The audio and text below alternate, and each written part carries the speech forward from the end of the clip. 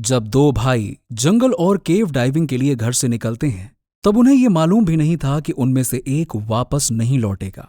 ये विश्वास करना बहुत मुश्किल है कि एक एयरफोर्स के पैरा रेस्क्यू डाइवर्स अपनी ही एक छोटी सी गलती का शिकार हो गया। केव डाइविंग में गलतियों की यही सजा होती है कि आपको दूसरा मौका भी नहीं मिलता। ये एक सच्ची घटना है, गॉस कैनियन डाइविंग ट्रेजेडी की।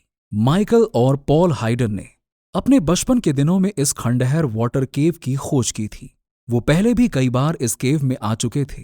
कैलिफोर्निया की गर्मियों के दौरान वो यहां अपने भाई बहनों के साथ आया करते थे। परिवार के 6 बच्चों के साथ वो केव के सूखे भागों की खोज किया करते और कम पानी वाले हिस्सों में स्विमिंग किया करते थे। बाहर से देखने में केव कुछ खास नहीं लगता, जिसके मेन एंट्रेंस में एक छोटा सा छेद रूपी रास्ता था, जहां से लगभग 50 फीट सीधा रास्ता और 30 फीट की पहाड़ी ढलान थी। इसके कुछ दूर चलने के बाद पानी वाले भागों में पहुंच जाता था, जिसकी दूरी सिर्फ 150 फीट थी एंट्रेंस से। ये एक क्विक ट्रिप थी एक्सप्लोर करने के लिए और पानी में एडवेंचर करने के लिए। इस क्षेत्र में सूखी गुफा और छेद मौजूद था। साथ ही ऊपर कुएं के शाफ्ट्स के बीच 100 टन गहरे पानी के पूल थे। जैसे जैसे वो दोनों बड़े होते गए, उन्होंने कुछ कौशल हासिल किए और इस केव के पानी के कुएं का पता लगाने की उनकी योजनाओं में इन्वॉल्व हो गए और वो वर्षों से कम पानी वाले हिस्से के भीतर सुरंगों और गुफाओं में डाइविंग करते थे। लेकिन अब वो थोड़ा गहराई से देखना चाहते थे। सौभाग्य से इन भाइयों में से पॉल लगभग 15 वर्षों तक एयरफोर्स पर रेस्क्यू इंस्ट्रक्टर के रूप में एक टॉप स्क्यूबा डाइवर बन गए थे। वो एक extremely skilled open water diver थे। 17 सितंबर 2000 को पॉल ने केव्स में कुछ दूर सुरंगों और पानी से भरे कुओं का पता लगाने की योजना बनाई। वो पूल एरिया में स्कूबा इक्विपमेंट्स लेकर गुफा तक गए। वो अपने माउंटेड गोप्रो कैमरा को टॉर्च के रूप में यूज कर रहा था। उसके पास 2 घंटे की हवा थी। माइकल अपने भाई की मदद करने के लिए वहीं मेन केव में रुक जाता है ताकि वो अपने भाई पॉल पर नजर रख सके। वो जिस टाइम लिमिट्स के साथ काम कर रहे थे, उसे जानते हुए भाइयों ने कम्युनिकेशन के लिए वो अपने रस्सी का यूज कर रहे थे, जो मेन केव पर एक पत्थर से बंधी हुई थी। माइकल पॉल की स्थिति की जांच करने के लिए रस्सी को 2 बार खींचता था। पॉल फिर इसके रिप्लाई में 2 बार रस्सी को खींचता था और कुल मिलाकर सब कुछ ठीक चल रहा था। पॉल उम्मीदों के मुताबिक नीचे खींचा जा रहा था और माइकल ने अपने भाई के लिए रस्सी की लंबाई बढ़ाना जारी रखी। उसने कुछ बार खींचा और पॉल ने भी लगभग 20 मिनट के बाद जवाब दिया। फिर कुछ समय बाद उसने 2 बार रस्सी खींची और इस बार जवाब का इंतजार किया। उसने फिर से रस्सी खींचा, लेकिन पाया कि रस्सी बहुत टाइट थी। वो समझ चुका था कि पॉल फंस गया है और उसने अपनी पूरी ताकत से उसे खींचना चाहा, लेकिन रस्सी पर कोई असर नहीं हुआ। कुछ ही मिनटों के बाद वो गोताखोर की सहायता लेने के लिए गुफा के बाहर आया। वो जानता था कि उसके भाई के पास अब केवल 90 मिनट की ऑक्सीजन बची हुई है। माइकल इमरजेंसी हेल्प लेने के लिए सेंटा वैली शेरिफ्स डिपार्टमेंट की ओर भागा। इमरजेंसी डिपार्टमेंट ने तुरंत एक्शन लिया। इमरजेंसी डिपार्टमेंट के साथ सर्च टीम घटनास्थल पर पहुंच गई।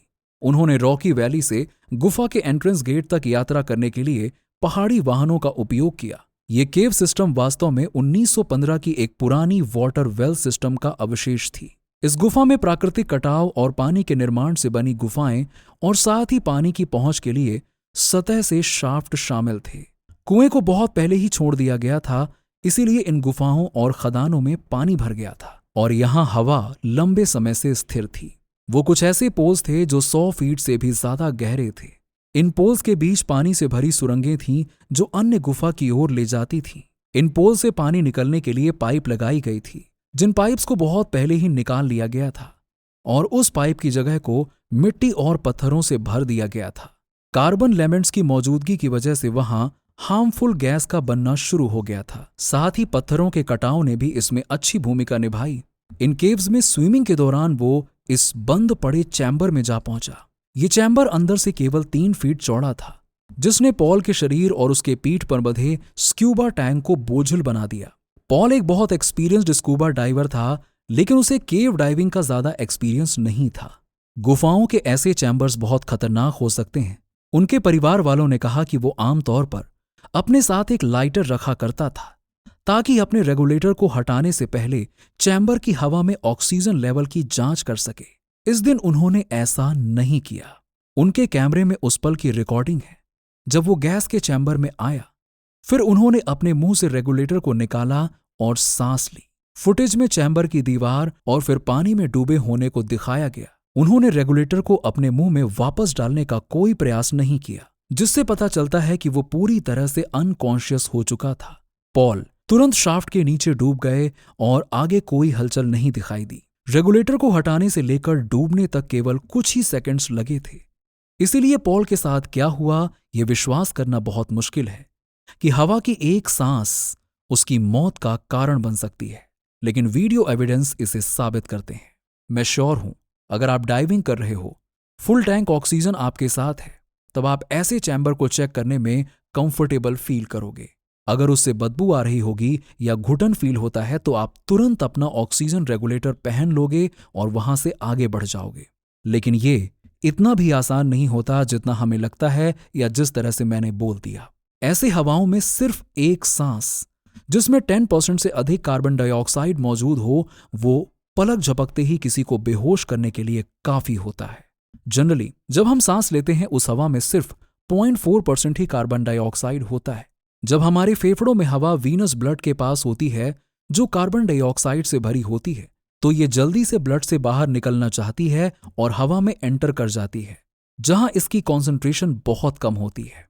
जब फेफड़ों की हवा में कार्बन डाइऑक्साइड की मात्रा ब्लड की तुलना में 100 गुना अधिक होती है तो CO2 तेजी से 1 सेकंड से भी कम समय में ब्लड फ्लो में एंटर कर जाता है।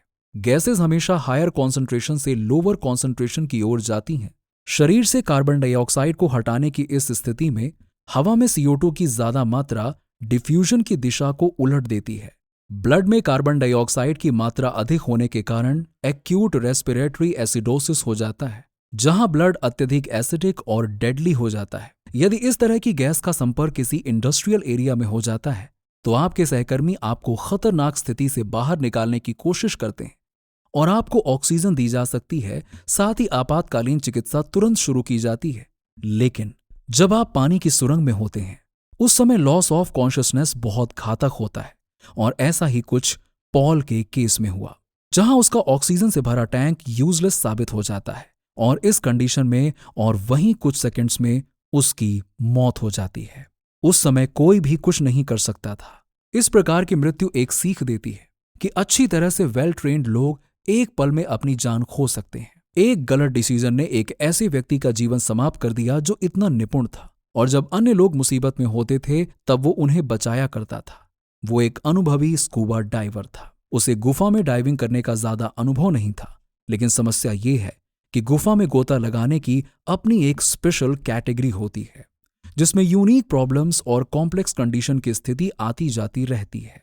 केव डाइविंग में घंटों का एक्सपीरियंस और डाइवर्स की सूझबूझ बहुत मायने रखती है।